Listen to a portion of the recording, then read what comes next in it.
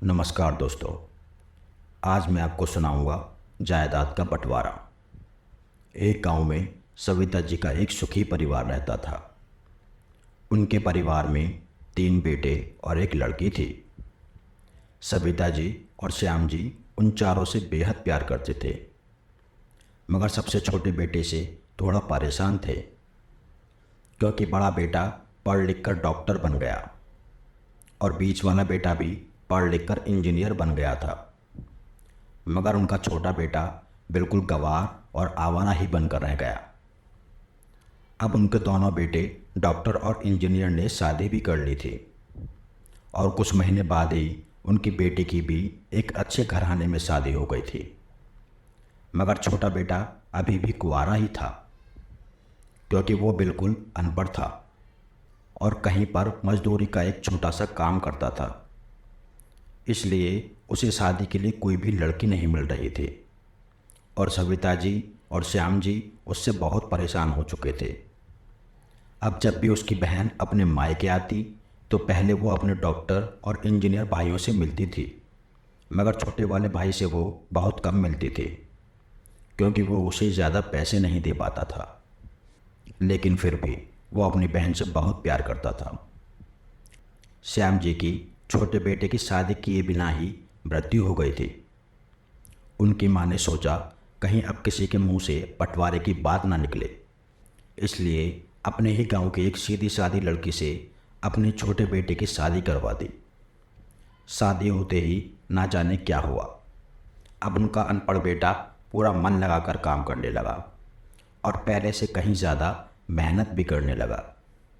अब तो उसे कोई भी दोस्त बुलाने आता तो वो उसे यही कहता था कि भाई, पहले तो मैं जैसे तैसे अकेला कमा कर खा लेता था, मगर अब मेरी शादी हो गई है तो मुझे अपनी पत्नी के लिए भी कमाना पड़ता है और कल को आने वाले बच्चों के लिए भी तो कुछ जोड़ना ही पड़ेगा। इसलिए दोस्त, अब मैं तेरे साथ नहीं घूम सकता। यह कहकर सविता जी का वो गंवार लड़का सीधा अपने काम पर निकल जाता है।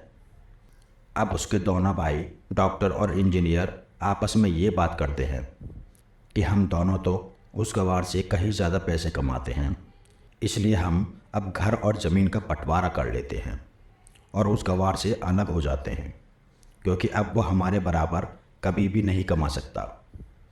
इसलिए उन दोनों भाइयों ने अपनी माँ के लाख मना करने के बावजूद भी बंटवारे की तारीख तय कर दी और उन्होंने अपनी बहन को भी बुलवा लिया और अपने गंवार भाई से भी कह दिया कि आज तुम अपने काम पर मत जाना, क्योंकि हम सब आज घर और ज़मीन का बंटवारा करेंगे। उसी वक्त उसकी बहन भी आ जाती है।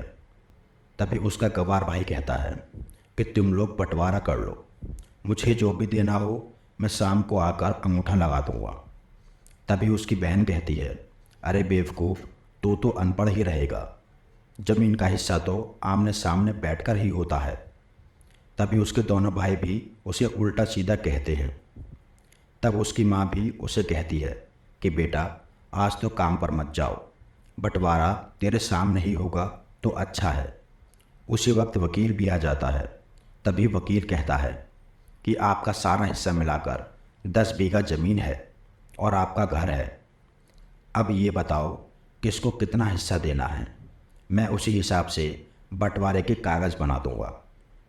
उसी वक्त उनका गंवार भाई कहता है, वकील साहब, 5-5 बीघा मेरे दोनों भाइयों के नाम लिखें और ये जो हमारा मकान है ये मेरी प्यारी बहन के नाम कर दो। तभी उनके दोनों भाई और बहन पूछते हैं कि और तू हिस्से में क्या लेगा। तभी उनका गंवार भाई कहता है कि मेरे हिस्से में मेरी प्यारी माँ है ना। और तभी वो अपनी पत्नी की तरफ मुस्कुराते हुए कहता है, क्यों मेरी प्यारी पत्नी, क्या मैंने गलत कहा क्या? उस गंवार की पत्नी अपनी सास से लिपट कर कहती है कि माँ से बड़ी वसीयत क्या होगी मेरे लिए। और उसी वक्त उसका गंवार पति भी अपनी माँ से लिपट जाता है। गंवार बेटे बहू के इसी प्यार ने ज़मीन जायदाद के बंटवारे को एक सन्नाटे में बदल दिया। तभी बहन अपने गंवार भाई के गले लगाकर रोते हुए कहती है, मुझे माफ़ कर दो भैया, मैं आपको समझ नहीं सकी।